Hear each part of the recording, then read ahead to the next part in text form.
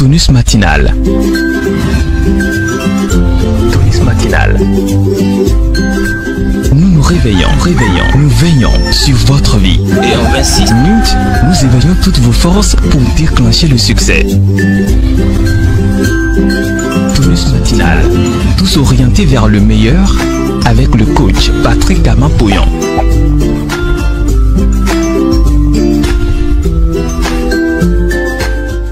Merveilleuse créature de Dieu, bonjour et merci d'exister.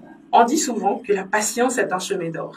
Et pourtant, pour la plupart de nous, nous préférons nous plaindre à longueur de journée, demeurer dans l'impatience, voir le mal partout autour de nous. Et si on apprenait à attendre tout simplement? Le thème de notre tonus de ce matin est « Tout arrive à celui qui sait attendre ».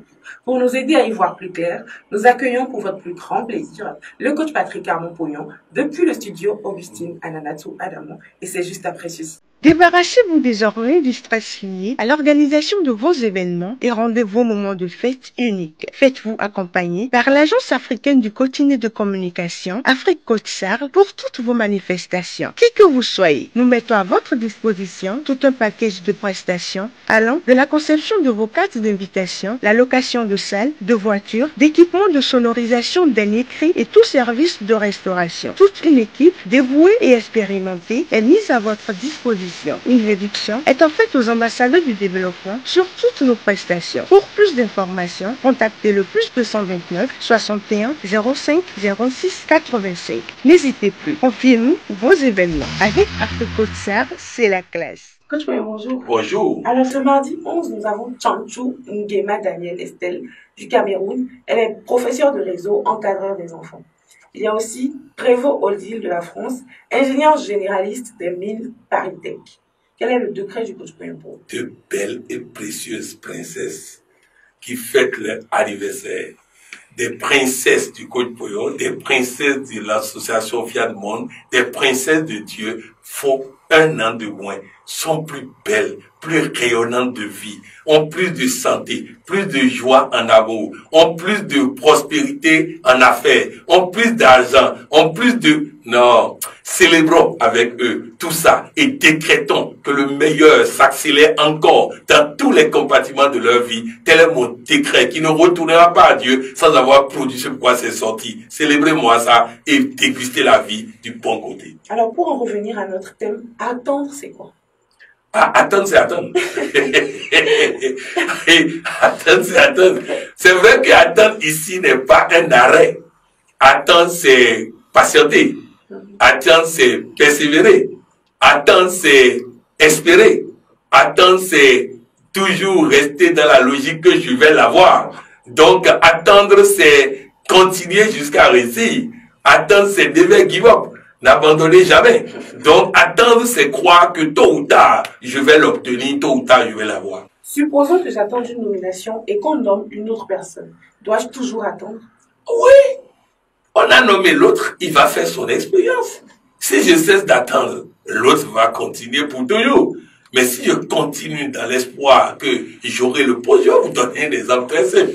Il y a une dame qui a été nommée ministre au Burkina, ministre de la Justice, je crois. Et il y a eu une crise politique dans le pays. Et à cause de cette crise politique, le gouvernement devait être réduit. Et donc, on lui a retiré le poste de ministre 2 mois après. Alors, ses enfants ont commencé par se moquer d'elle en disant ministre 2 mois. Alors, elle répondait toujours aux enfants, c'est Dieu qui m'a donné, personne ne peut prendre. C'est moi, le ministre, personne ne peut prendre. Elle le disait en s'amusant, mais elle le répétait tout le temps pour que les enfants puissent se taire. 2 mois après, il y a une autre crise qui fait que le ministre de la Justice doit partir le même jour. Et donc, on l'a rappelé au même poste 2 mois après. Donc, c'est très important de continuer jusqu'à réussir. J'ai programmé pour avoir un poste. On a nommé quelqu'un d'autre. Je continue jusqu'à réussir. Je vais vous donner un autre exemple. Voilà un monsieur qui a programmé pour avoir un boulot à 1 million le mois. Il obtient un boulot à 500 000 le mois. Il accepte le poste, il fait pendant 1 mois. 1 mois après, il prend son salaire. Il va à l'église, il prend l'entièreté du salaire, il va verser dans la corbeille Il dit, Seigneur, tu t'es trompé de personne. Moi, j'ai demandé un boulot de 1 million le mois. Tu m'as donné celui de quelqu'un d'autre. Je te remets ça pour que tu lui remettes ça. Et moi, je veux mon boulot d'1 million. Il fait ça dimanche. Mardi, il est appelé au service des ressources humaines. Nous avons réétudié votre dossier, votre CV. Nous nous sommes rendus compte que vous avez été classé plus bas. Nous allons vous donner le poste approprié et vous aurez un autre salaire qui est 1 million de francs. Il a continué d'espérer, de croire que Dieu ne l'a pas oublié. Si vous cessez de croire, vous allez abandonner en cours de route. Quelqu'un a acheté un puits de pétrole. Il a creusé jusqu'à il s'est découragé. Il a vendu le terrain moins cher. Il était à 3 mètres du pétrole. Il était à 3 mètres. Il a creusé jusqu'à 3 mètres. Il a abandonné. Je vais aller plus loin. Voilà un monsieur. Il met un enfant au monde. Les docteurs disent que l'enfant est sourd et muette. Et il refuse. Il refuse pendant 1 an. L'enfant toujours sourd et muette. Il refuse pendant encore 1 an. L'enfant toujours sourd et muette. Il refuse encore pendant 1 an, 3 ans. L'enfant toujours sourd et muette. Il refuse encore 4 ans. Fait de 4e année, l'enfant parle. L'enfant parle après 4 ans. L'enfant parle après 4 ans. Il faut refuser. Il faut attendre de voir. Nous avons eu la merveilleuse histoire de Thomas Edison, dont le maître a envoyé un courrier, une lettre à sa maman. La maman prend la lettre chez l'enfant, lit la lettre et dit à l'enfant, le maître dit que tu es tellement intelligent que tu dépasses tous les maîtres à l'école. Et il préfère que moi-même je puisse t'encadrer.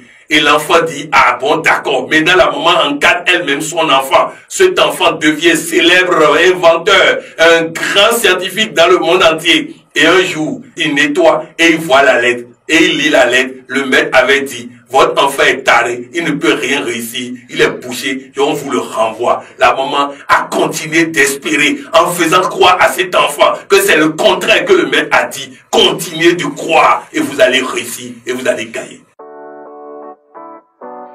Voulez-vous être un meilleur patron?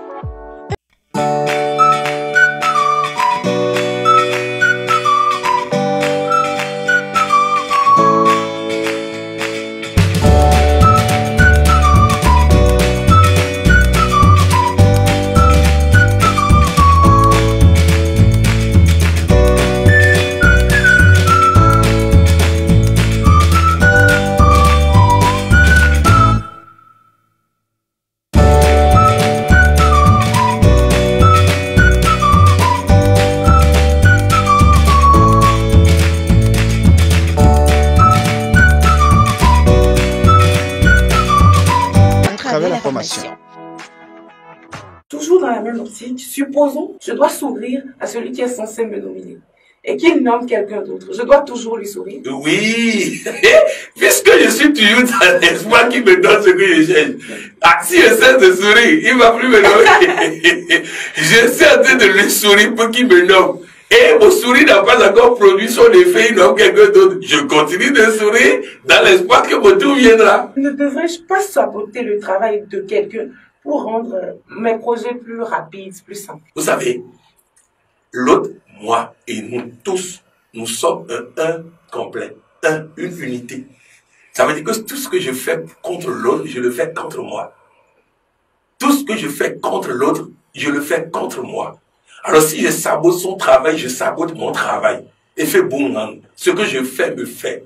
Ce que je fais me fait. Je me réjouis pour lui. Je me réjouis pour sa nomination. Et Dieu fera le bien. Le mien peut être le même poste, comme ça peut être un poste supérieur. Je me réjouis pour lui et Dieu fera le mien. C'est aussi clair que ça. Je vais m'attarder à ce niveau pour dire que nous avons sérieusement ce problème dans notre organisation. Vous savez que je n'ai pas l'habitude de cacher l'état de l'association que je préside. Ne savons pas nous enthousiasmer pour le succès des autres. Ça fait que j'ai de moins en moins la possibilité de féliciter vraiment ceux qui ont du mérite.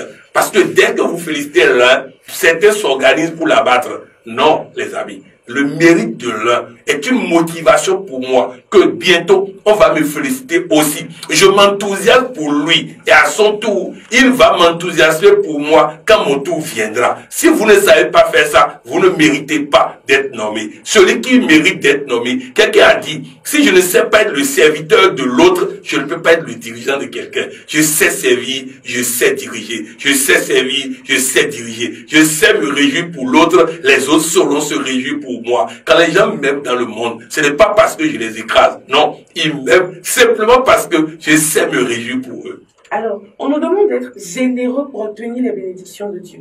J'ai donné 2 fois. Dieu ne m'a rien donné. Je dois continuer. Vous savez, tu as donné 2 fois. Tu veux t'arrêter. Pourquoi? Parce que tu as donné 2 fois pour que Dieu donne. Il ne donnera pas. Il sonde le cœur. Il te bénit pour ton état d'esprit. Alors que tu veux jouer avec lui.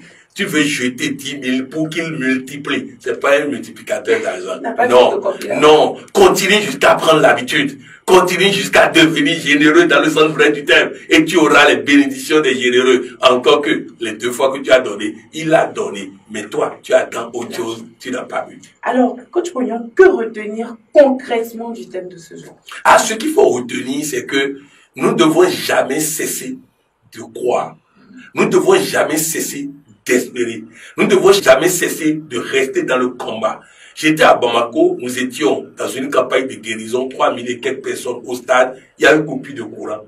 Alors nous sommes allés proposer à l'orateur d'aller le mettre sur une chaise. Il dit non, si je quitte ici, Dieu ne me donnera plus la lumière. J'ai quitté le champ de combat. Ne quittez pas le champ de combat. Ne quittez pas le champ de combat. Restez dans la course.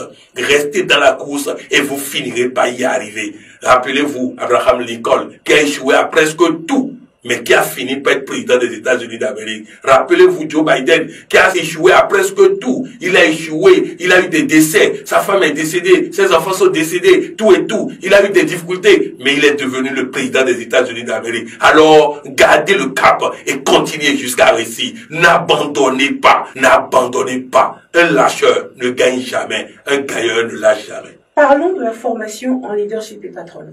Doit-on s'attendre à un bouleversement positif?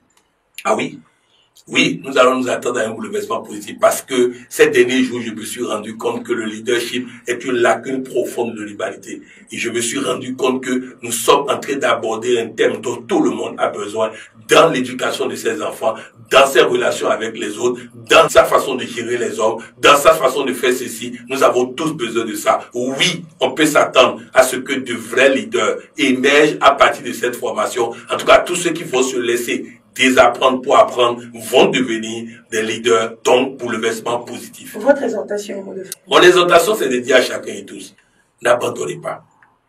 N'abandonnez pas. Tout ce que vous avez attrapé pour aller sur le chemin du succès, n'abandonnez pas. Quand vous mettez le dos sur le feu pour faire du café, si en cours de route, vous coupez, vous abandonnez et vous coupez le feu, vous n'allez pas avoir de café.